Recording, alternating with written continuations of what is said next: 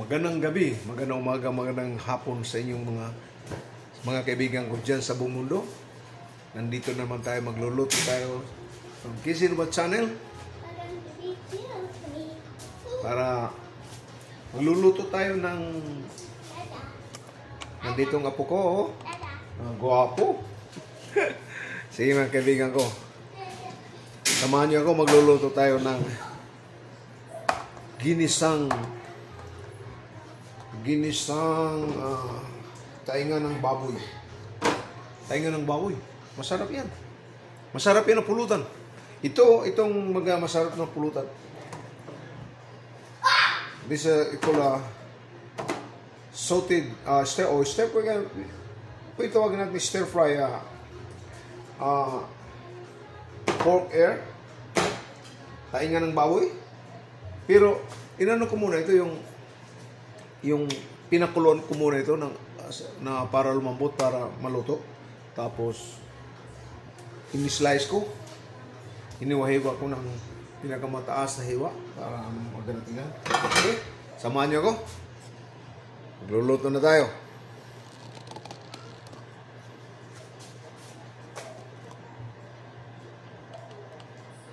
Pasensya na kayo kaya wala tayong cameraman. Ano lang tayo? Pambahay lang tayo, pambahay na vlogger. Tingnan natin ha. Okay. Kung gusto niyo matuto itong mga pinapakita ko sa channel ko, yung mag-comments lang kayo sa Kissing Ba Channel, and then kung ano gusto niyo matuto recipe, paano mga idea to cook, idean mga pagluto ko. Ang pamilya lang ito, pambahay. Pwede naman ito pwede naman ito pang-business. Lahat, nandiyan lang sa inyo kung gagayahan nyo. Bibigyan ko kayo ng recipe kung mag-comments lang kayo sa Kissing Ba Channel ko. Salamat. Ito na. Isa natin. Oh, magulit itong apo ko. Hindi nakakahinto. Garlic muna ha. Garlic. Tapos onion.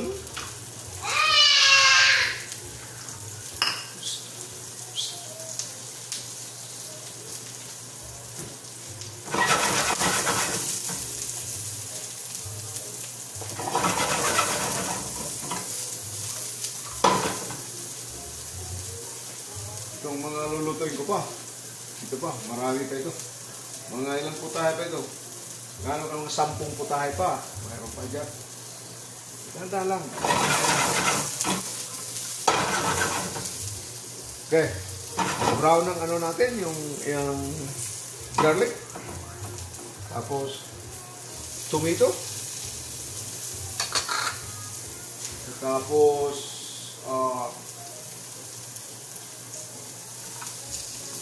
carrot.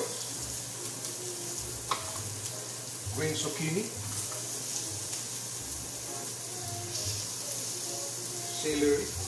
Mas ganong klaseng gulay ilagay nyo. Pwede nyo. Lagyan ng talong, pwede nyo yung bok choy, pwede nyo yung green beans.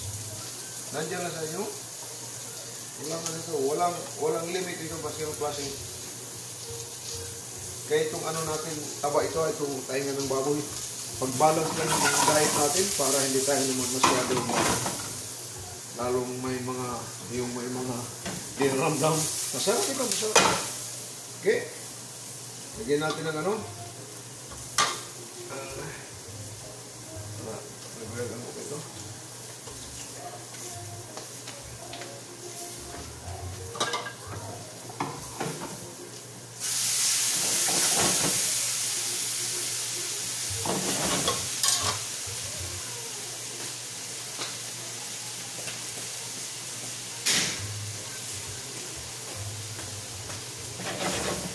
May nakalimutan pala ko dito. Ito pa oh.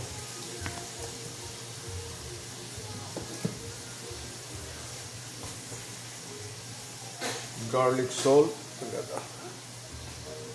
Ano? Oh, mayroon naman tayo dito. Okay. Dito.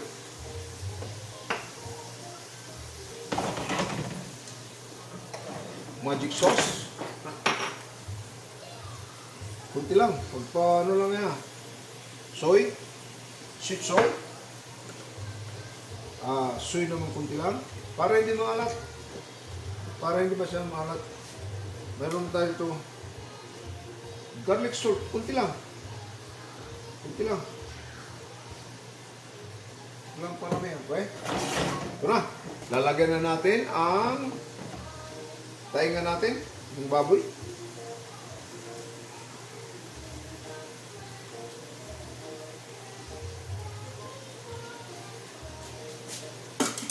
Ito na.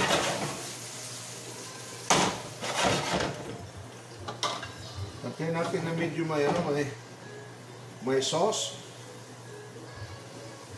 Para naman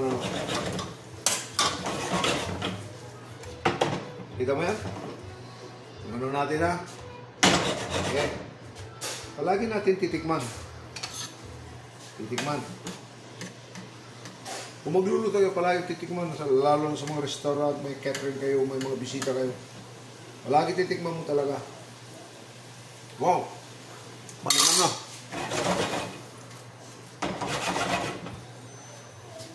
Saka lagyan pa natin ng ano ito Chinese cabbage. Okay. Samahan niyo ko sa pag plate up natin. Mag-plate up na tayo. Papakita ko sa inyo paano ilagay natin sa plato. Sandali ayusin natin itong camera ko mga. Wala tayong cameraman eh.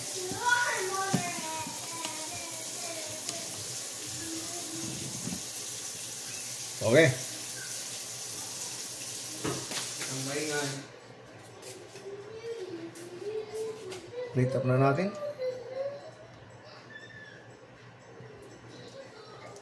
Kanya lang, pag-plate up. Maganda yung maski sa bahay lang tayo magluluto ba. Medyo pagandahin naman natin, okay? Pwede natin tong tainga ipano natin dito sa kanyan. Medyo bigyan naman natin ng medyo beauty, sinising pagpaganda. Para naman yung natin mga bisita na, wow, mga babalik ako pare, masarap ka pala magluto. Ay, hindi. Oo, magdala lang kayong baon na beer lang yan. Para naman yung kumpare nyo, mga kumare, magbalik-balik sa pero kung may restaurant kayo ito, kailangan presentation talagang magandang sa pagkain nyo sa restaurant kayo. Para makita nyo. This from Kisinova Channel. Kung gusto nyo matuto paano ko nagginawa ito, lang kayo. Mag-comments lang kayo sa Kisinova Channel ko. And then ipopost ko na lang kung paano paggawa. Kung gusto nyo malaman. Okay. Ito lang. Ginisang tainga ng baboy.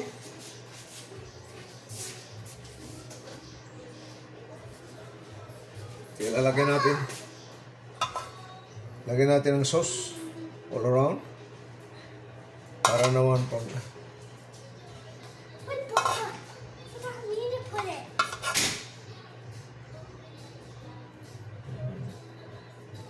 tapos na si Papa. Tapos na. Tumaingay. Maingay. Magulo ito. Ang pasensya na kayo. Magulo ito ang apo ko. Ang apo ko na guwapo. Okay? Lalagyan natin ng What's that food? lagyan natin ng dekorasyon pagpaganda naman para gana naman yung itong apo ko masyado ang gulo-gulo. Ilagay mo na dyan sa gitna. Yan sa gitna. Yan. Ito na. Apo ko. Talagang magulo. Ito na.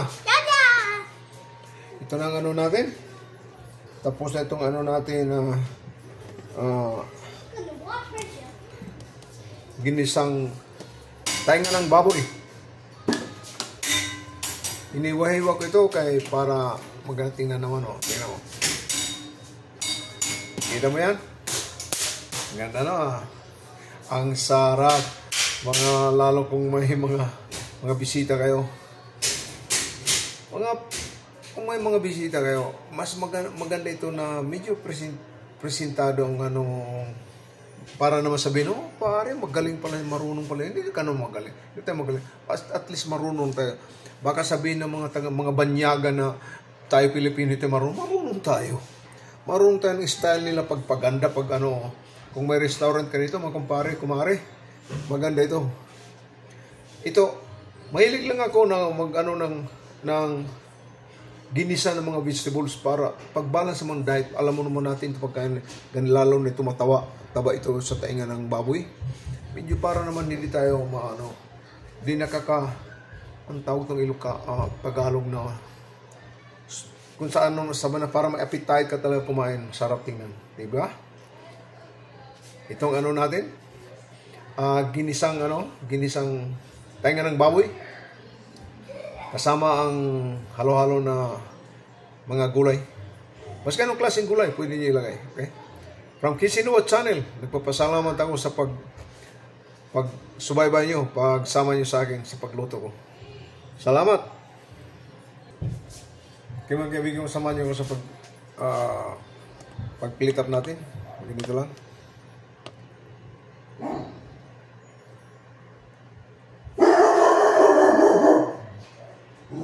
Mga kaibigan, mag-plate up na tayo.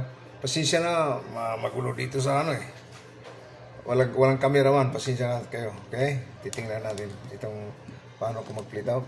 Ganito lang.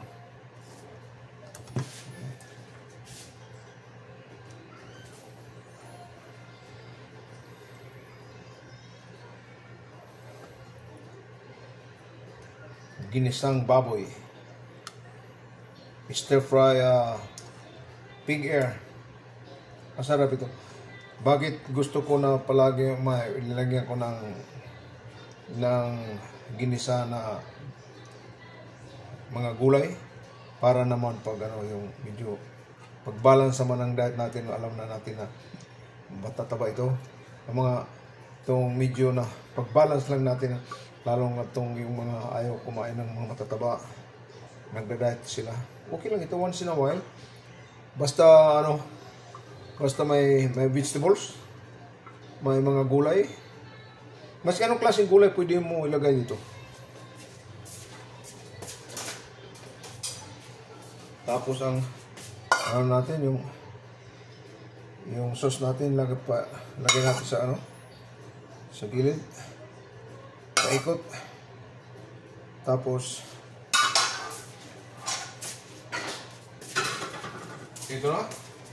Tapos lagyan natin ng green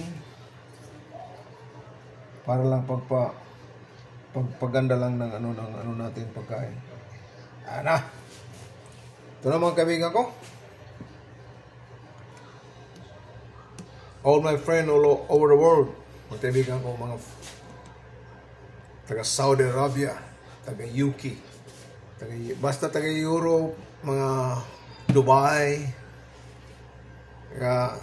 Australia, maski saan kayo sa sulok ng mundo, basta mga Pilipino, ito lang, pinamilya lang itong pagluto natin.